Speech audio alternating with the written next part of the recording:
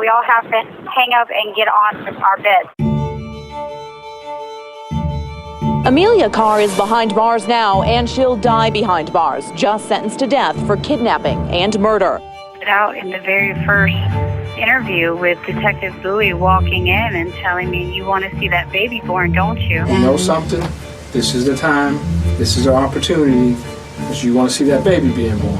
Oh, yeah. You know what I mean? Hello, and welcome back to 1 Minute Remaining. My name is Jack Lawrence, the host and creator of this show. Today is part 4 of my chat with Emilia Carr, the woman serving 2 life sentences for the kidnap and murder of Heather Strong, a crime she has always maintained she's innocent of. Now, if you're yet to hear the other 3 parts, it's time to hit that pause button, head on back and catch up. Now, when I say this is part 4, it's not a complete part 4. So when I released this podcast at the very beginning, I said that there may come a time when the prison system got in the way of an episode. And, well, here we are.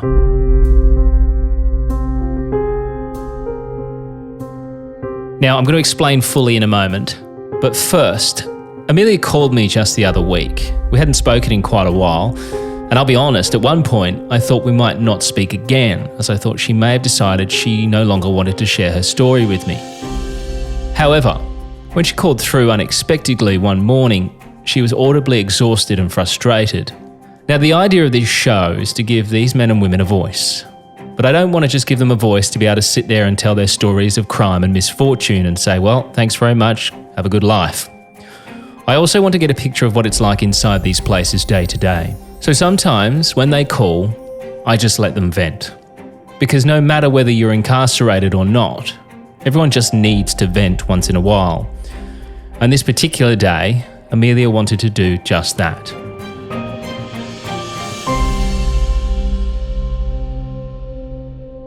Her and the other women were tired due to lack of sleep because of some of the actions of other inmates, but more so, some officers.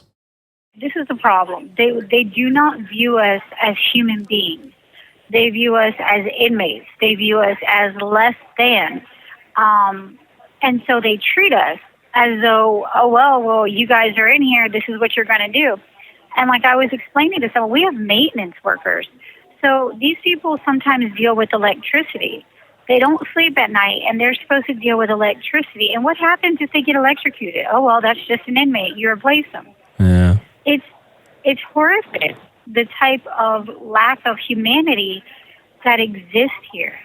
And when you say anything about there's retaliation, there's always retaliation, even though they say they don't, they do. And there's mass punishment for the acts of individual people. So it takes its toll. And we've been going through this for so long. It's just day in and day out. It's something. And it makes you not even want to be a part of the incentivized program, because the incentivized program is supposed to be for the inmates that have proven that they can behave better than the compound. None of us have had DRs. We are not disrespectful. Don't get me wrong. There's people that still are problematic, but instead of getting rid of them, they just punish everybody as a whole. Yeah, and then they just threaten you with the program. It's a lot. I'm exhausted mentally, and I'm exhausted physically because there's no adequate rest. So then when you tell them, because, I've been a law clerk for years, and I just have these other jobs. So under the 8th Amendment, lack of sleep is a form of torture. They use it, in a lot of places across the world as a form of torture. So psychologically, by keeping us in a heightened state of anxiety and fear, and then denying us sleep, and then every time we fight for something, there's a backlash. You're continuously beating people down. This is what we've been going through for weeks. Amelia also gave me some news about Kim, who regular listeners will know from our previous episodes. Kimberly Boone, the prison law clerk, a mother of 2 who was serving over 30 years for arson and attempted murder. Kim has recently had some bad news from home. And then Kim just lost her mom, so I've been trying to be here for her. No. Yeah, she lost her mom Tuesday, and it's horrible because last night, I lost my mom in April of this last year, and it's a hard place to lose someone who means the world to you. So a young lady was just gently put her hand on her shoulder and said, "I'm sorry." And the officer literally told her, "I could take you to jail for that." We're human beings, and the human needs comfort, needs touch. Regardless of what we're here for, we're still human beings. You're not allowed to touch each other. Someone can't. No, because they say that everything is inappropriate touching. Well, somebody losing their mom and you giving them a hug or touching them on the shoulder to show your sympathy is not inappropriate. That's but ridiculous. According to them, it is. But this is our existence. This is our existence. You go through something and you're threatened. If someone shows you compassion, let me take you to confinement. So you're penalized for maintaining your humanity in an inhumane environment. Now, I have no doubt there's a lot of people who will be sitting there listening to this saying, "Boo-hoo, you're in prison, it's not supposed to be a holiday camp." But as Amelia and many of the other men and women have told me, they don't expect that. In fact, they want to work, they want to learn, and they want to better themselves. But unfortunately, in some of these facilities, they're just not afforded the rights of normal human beings. I know we haven't really spoken much about the Department of Corrections, and it's, from my understanding, it's not like this everywhere. So you can't use that as a blanket. But this particular institution, if you've done any research, has a horrific reputation regarding female inmates, and yet it continues. They claim that the Department of Justice does one investigation after another, yet there's no long-term results. There's nothing. I mean, a young lady was paralyzed from the neck down a couple years back, and when her family filed suit, and they tried to press charges, the investigation was unfounded. So these people paralyzed someone from the neck down, and there's no charges pressed, nobody's held accountable. But in here, if one of us in the free world, let's just say somebody out in the free world who's not incarcerated, paralyzes someone from the neck down, they're going to prison. So what is it about the uniform that makes you above the law? All that's required to work here is a high school diploma or a GED. So a GED means that when you come here and you get this job, you can psychologically, emotionally, and physically abuse citizens, because a lot of these women are going right back out into society. Beat them down, tear them down, abuse them, terrorize them, and you get paid for it. If anybody was to do that in the free world, they'd be in here. So where does the line get so blurred that inmate and authority it's frustrating. It's frustrating. And this is what we deal with day in and day out. It takes its toll. But the sad part is, Jack, that there's so much potential. Like, this is supposed to be rehabilitation for people. But it's not, Amelia. It's not rehabilitation at all. It's not. And yet it's glorified by shows like Orange is the New Black. Yeah. They glorify prison. So people think it's this place where you can come and do this, and it is not, at least not where we are. This is not some grand party. This is real life where you see these things. Women die here all the time, and nothing is done about it. Nothing is said about it. It's just, oh, well, I don't know how many investigations we've had on our medical. Now, don't get me wrong. We do have some really, really good officers. We've had some guardian angels here who really step in and shine, but they're few and far in between. Yeah. There's potential for so much. You have doctors in here. You have psychologists. These women had careers. They could do so much, and yet they're just sitting here doing nothing because there's nothing to do. So at this point, Amelia and I are still chatting backward and forward, and all of a sudden, something happens in the background at the prison. They just called emergency master roster count. Oh, okay. I'm not sure why. Sure. But we all have to hang up and get on our beds. Okay. I'll try to call you around 4:30 or 5, okay? Okay, no worries. I'll talk to you then. Okay, bye.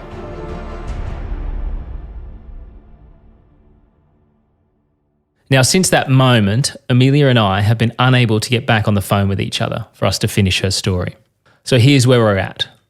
I could finish that story and bring you everything I know, but that's just not what this show is about. It's about the men and women telling their own stories, not a journalist. So we're going to have to park this story for now, but we will finish it as soon as we can. But with Amelia's story does come the incredibly fascinating topic of false confessions. False confessions are something that I think a lot of people still don't truly understand. I mean, why would anyone in their right mind confess to a crime they didn't do, or give details in order to put themselves at a crime that they weren't at? Something that could incriminate them, give them a life sentence, in some cases, a death sentence. It's an extremely fascinating topic and one that I wanted to explore further. So I got the help of an expert. My name is Rob Robertson. I've been an attorney in the Chicago area, United States, for over 30 years. The first half of my career, I was a prosecutor with the Cook County State's Attorney's Office, which was either the largest or the second largest consolidated prosecutor's office in the nation.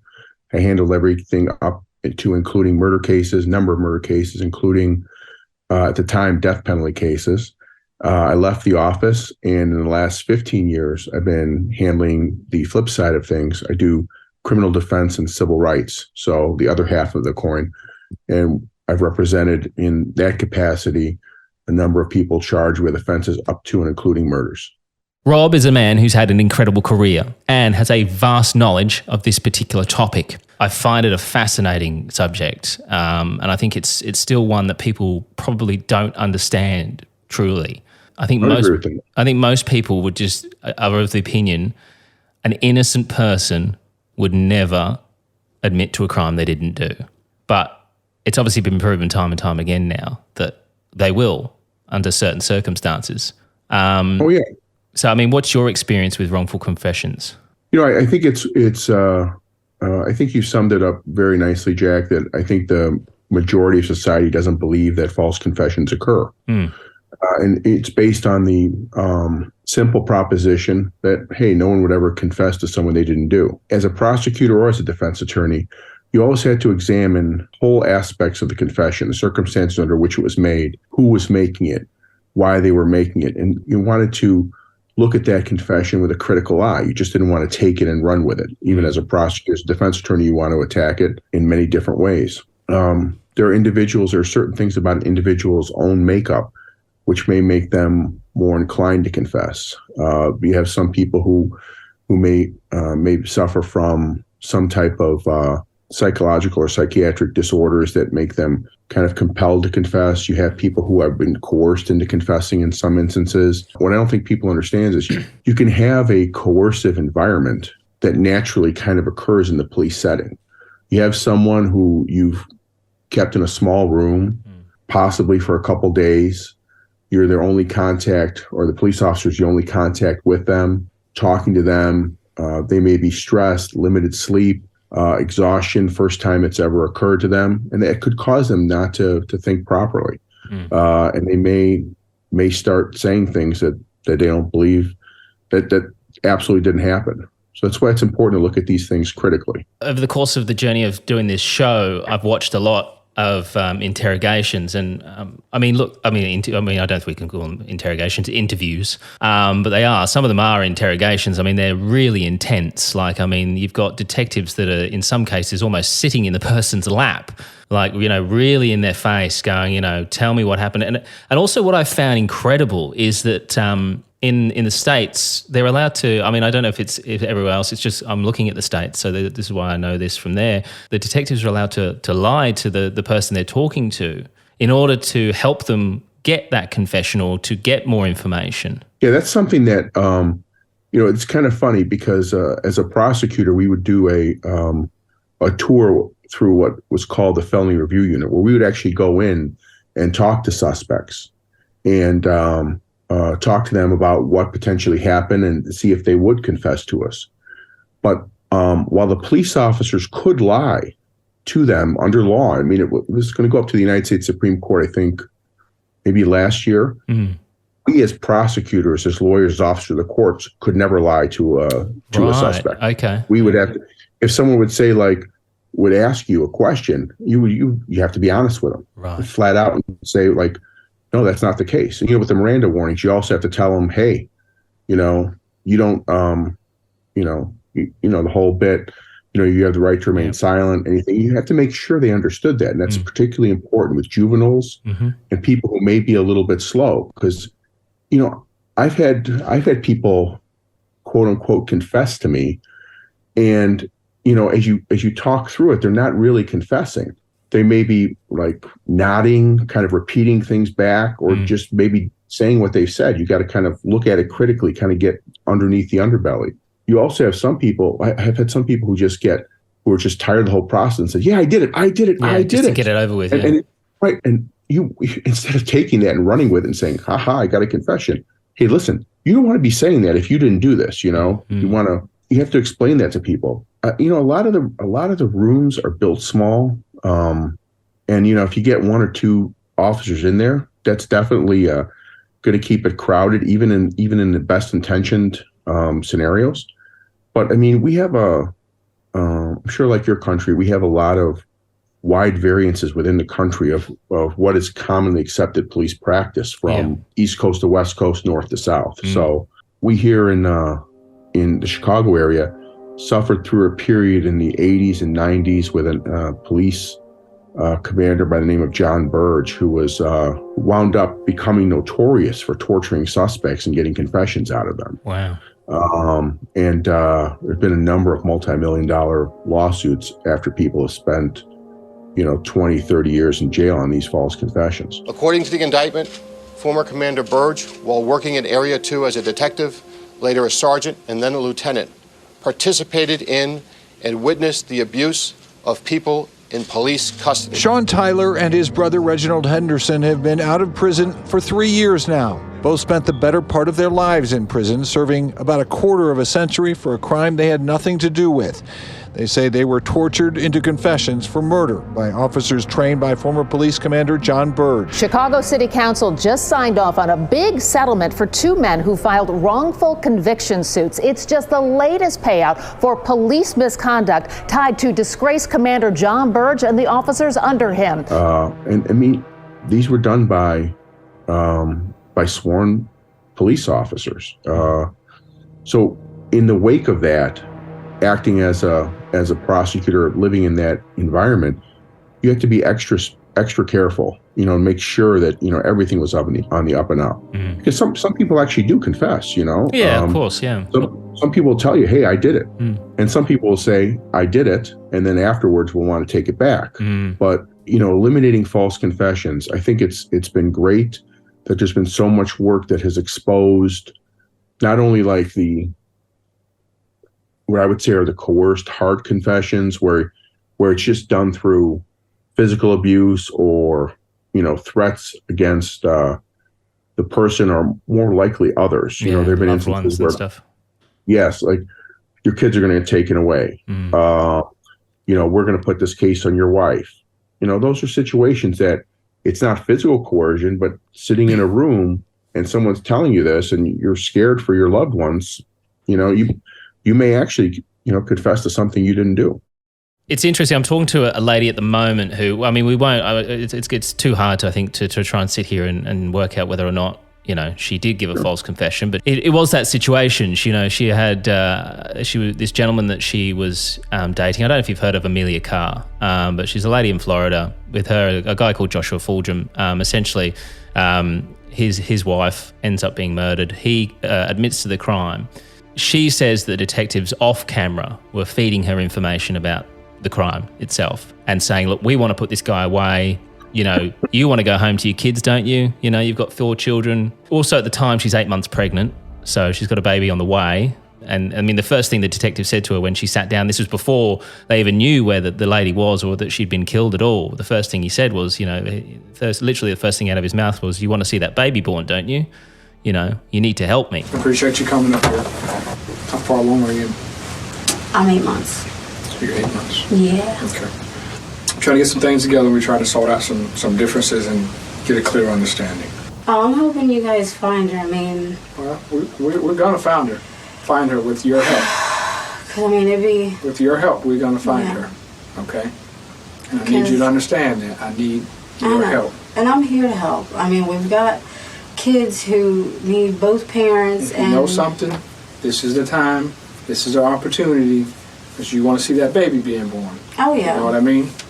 Okay, you don't want something to bite you in the behind. For a detective for the first thing out of his mouth to say that to a pregnant lady is a bit full on. Oh, it's more than full on. I mean, personally, what I've always I always think that you get credible confessions, and that's what you want, by actually talking to people like they're people, not threatening them, but just like, tell me what happened, and just talking to about it, pointing out inconsistencies in their story. Like, hey, you told me this, you told me this, you told me this, which, how do you reconcile that? Yeah.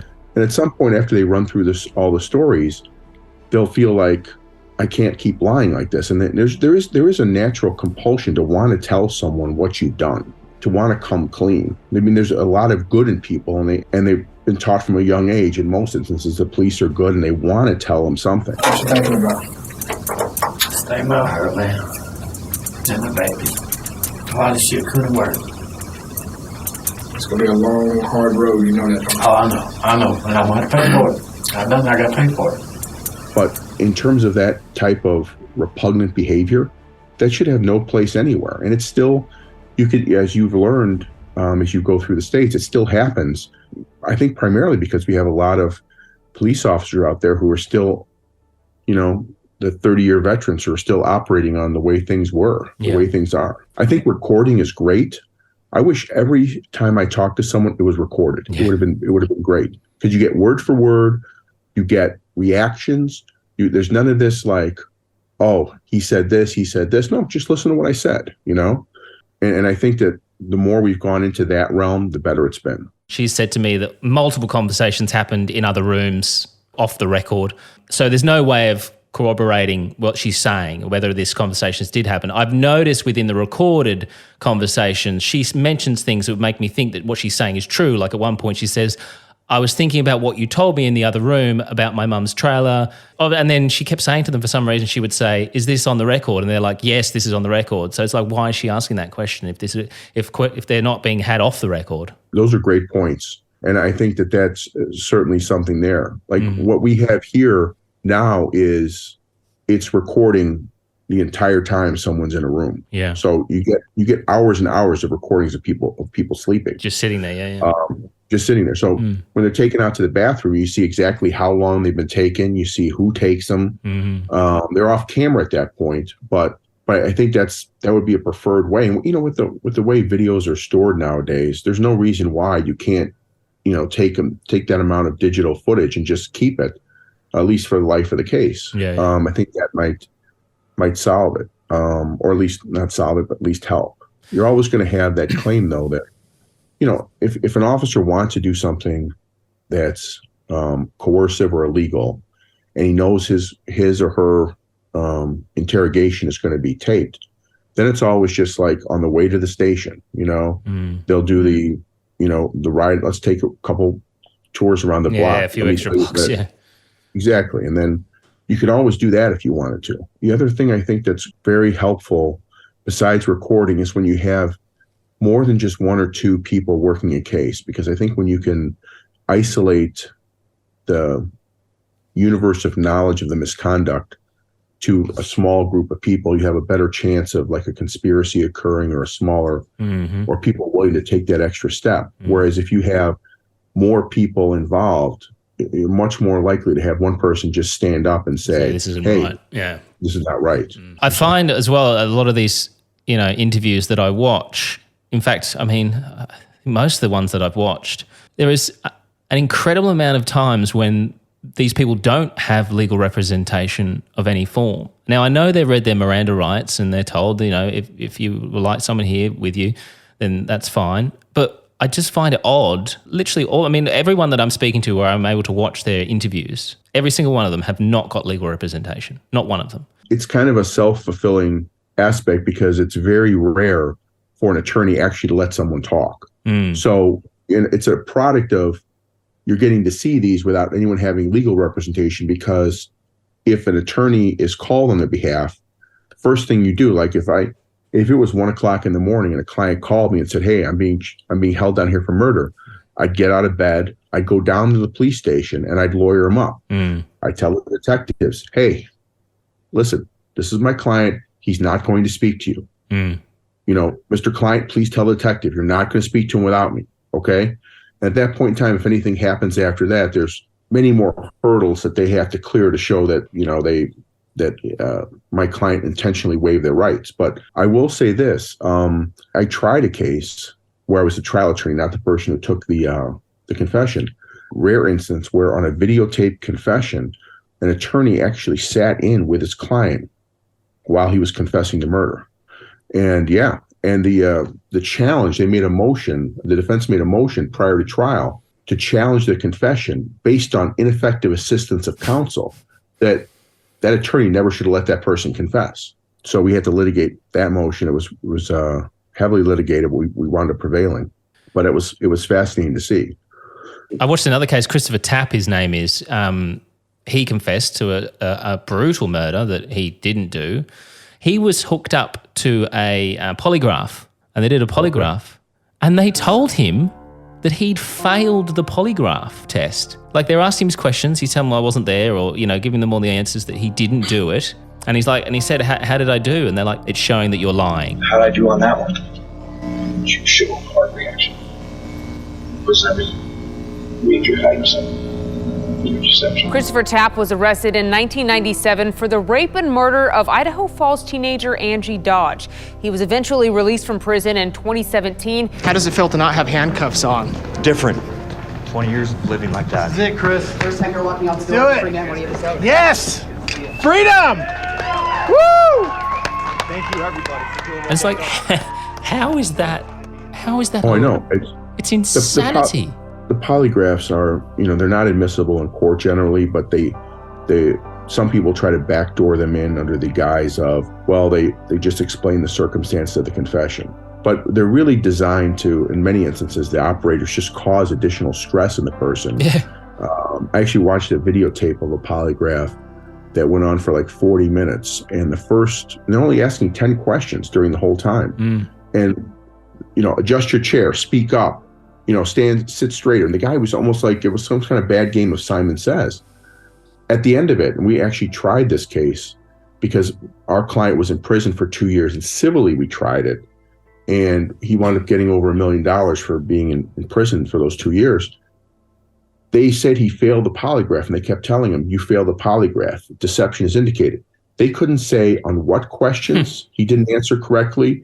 They couldn't say on what he answered, what deception was indicated, nothing.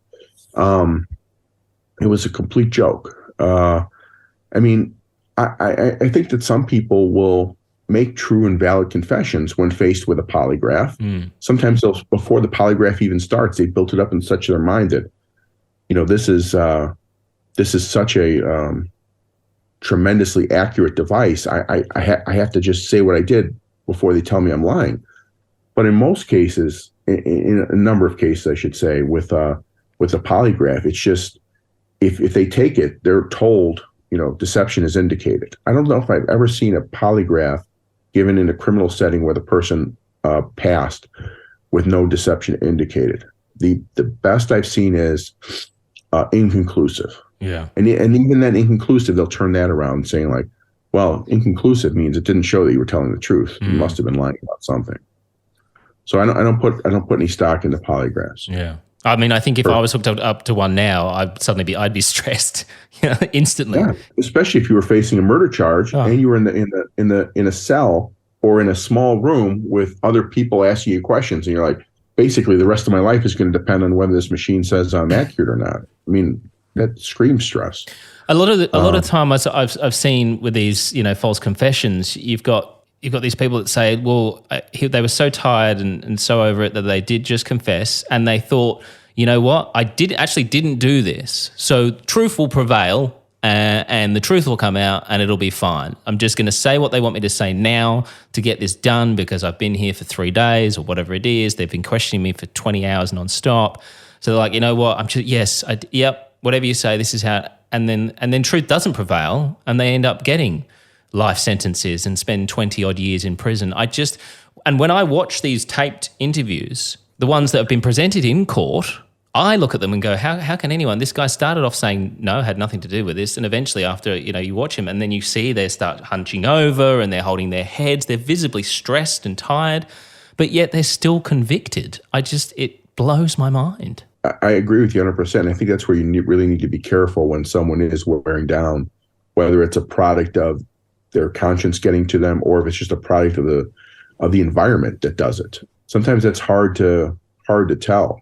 I think that the biggest thing besides the video recording, which I think should capture all that, is that it's important. We have a law here similar to the law of corpus delicti, which is that you have to have some corroboration to a confession. So that's in some cases that'll help, where you have to have some evidence besides the confession to show that the confession is accurate. It's not that much, but that sometimes I think can sometimes, help keep people being convicted solely from false confessions. But I mean, it's not enough. But I understand your concern, and I share it as well. And the other thing is that I've noticed a lot of the time is there's this term used whenever these sort of horrendous crimes happen. You hear this all the time. There was an extreme amount of pressure to get a result. There was a lot of pressure to get a result on this one. So part of me wonders whether this pressure that comes obviously from the top, people are like, this has got to, we need an answer, the public, there's a lunatic running around. So there's pressure on these detectives. We've got to get this solved. So you almost wonder if it's a case of, well, look, guys, a lot of this isn't adding up. But this person, we've got a few little things. They were in the area. They've got a record, There's a gentleman's case that I was looking at the other day. He happened to have a record and he lived in the house next door. They kind of went, you know what? He was released from prison only a couple of weeks ago. This crime has happened next door, So they've kind of found this guy and go, you know what? Let's try and fit the evidence around this gentleman because he's the best thing we've got at the moment. Now, I know there's a lot of good detectives that don't do that, but it seems that there's still a number that go, well, look, let's just get this result. I think it's one of the things that's hardest, doing the civil rights stuff is when you're suing police officers for actions they've taken against your client. Mm. And it's very difficult work to do because the police officers come with the flag draped around them or with, the shield of honor, sworn law enforcement officers. They're the people we call to protect us. And that the bad apples in there wind up using all the goodwill built up by all the good officers to protect themselves. Yeah. But police officers are human. And I think people forget that humans lie, humans do things they shouldn't do. In terms of pressure, I think what's scarier than, I think it's rare for a police officer to fit someone up for a crime who they don't think did it. I don't think they'll do that. But what's scary is when you have someone who truly believes that this could be the person and they talk themselves into it, and then they get that laser focus. Then it's a question of, well, I know I got the right guy. I just don't have the evidence. Yeah. And then what's your next step? Then you may be willing to push a little harder in the confession. You may be willing to bend the law here or there to recover certain evidence. You may even go so far as to go to a person that may be a member of an opposing gang or someone who has it in for the guy you're looking at, see what they'll say about him, knowing that may not be a credible source. It's like the people who really think like they're all knowing and that they've got the right guy. That can be kind of scary. That's definitely a concern. And I think that the other thing that there is pressure to get the right person, but I think where I've seen more of the concern is that there are some officers out there, again, we're talking about a few, that it's not that they're acting out of pressure, but with the pressure comes great reward, commendation, acclaim, yeah, of course, consideration of promotion. I caught this man. And I think that can be, just like with a lot of people, that could be a motivating force for them. Again, I don't think it would necessarily be like enough to like fit someone up for a crime they didn't believe the guy did, but it would certainly be enough to kind of help along the slanted investigatory process towards someone that they thought may have done it. I mean, the gentleman I was talking to just prior to us chatting, his name's Evaristo Salas. He, 15-year-old who was convicted of a murder.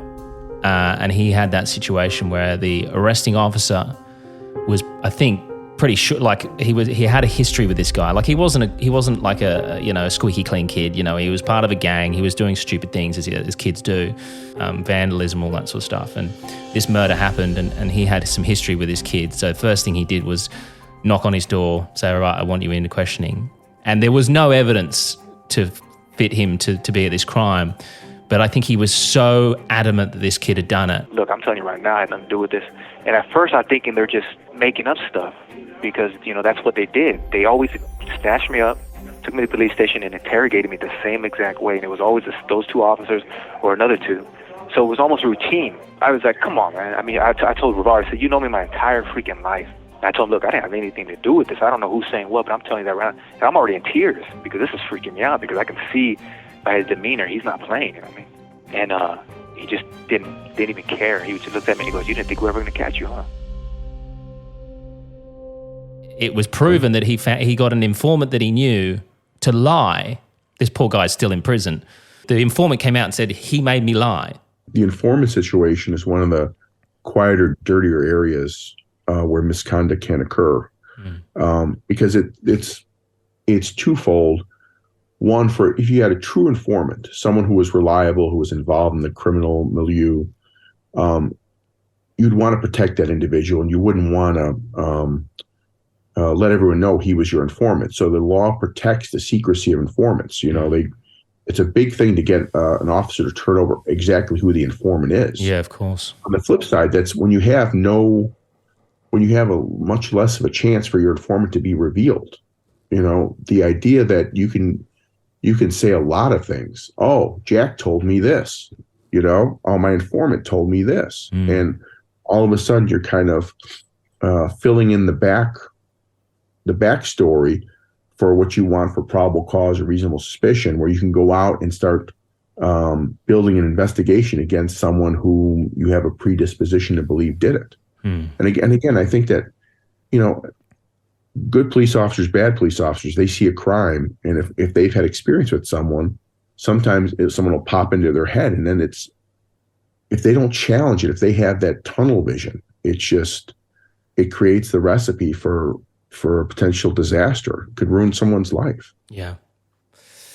Hey, look, it's incredible, and I know we have to obviously remember the fact that there are a lot of good detectives out there. There are a lot of great police officers out there that don't do the wrong thing, that do look for the right person and that sort of stuff. And there's I don't want to say bad apples, but there's bad in all professions. So these are just a few cases we're talking about. Unfortunately, I think a few is still too many, especially when you're putting innocent people in jail for in their entire lives. I mean, people have been executed who were innocent. So it is a fascinating topic, and it's one that I truly I find very interesting, and one I want to learn a lot more about, especially that investigation side of things and how that's handled. So I really appreciate your time. It's been amazing. I would love to have you back on again at some point if you're up for that. Absolutely, Jack. Because I've got a lot of stories coming up with a lot of different inmates. There's actually one coming up very soon where he admitted to the crime because he thought he did it. He legitimately thought he did it. But then what he was telling them happened. They're like, oh, hold on, that doesn't really add up. Doesn't make sense. Doesn't make sense.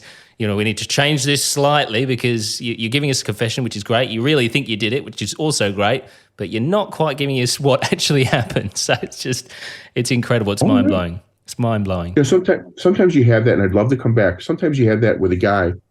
I've seen it happen with a guy who did a series of robberies. And he was actually confessing to one robbery where he thought he had wound up with an old elderly man dying, where he thought that he had killed the man. But what he was talking about was a completely different incident where he had injured the man, but the man had lived. But he thought the man had died. That's the one he killed him. And then it was just like, and that was just like everyone there was like totally above board. They just didn't catch it until later. I've got to say a massive thank you to Rob for coming on and chatting with us about this incredibly fascinating topic, and we will definitely have Rob back on the show very soon. So what's next? Well, next week we'll start the story of Anthony Duke. My name's Anthony Duke. I was convicted of second-degree murder and felony murder, two separate charges.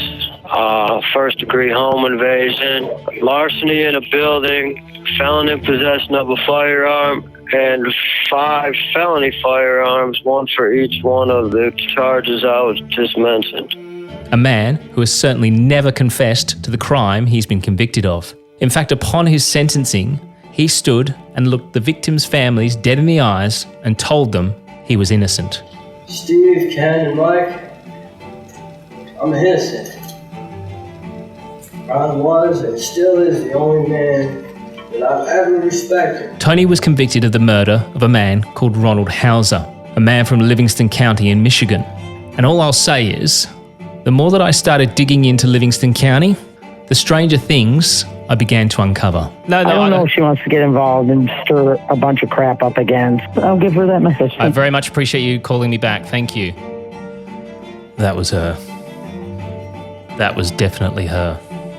Next time on 1 Minute Remaining. 1 Minute Remaining is a Mash Pumpkin production. Hosted and produced by Jack Lawrence. Editing and sound design by Jack Lawrence and Dom Evans. This podcast is part of the Acast Creator Network.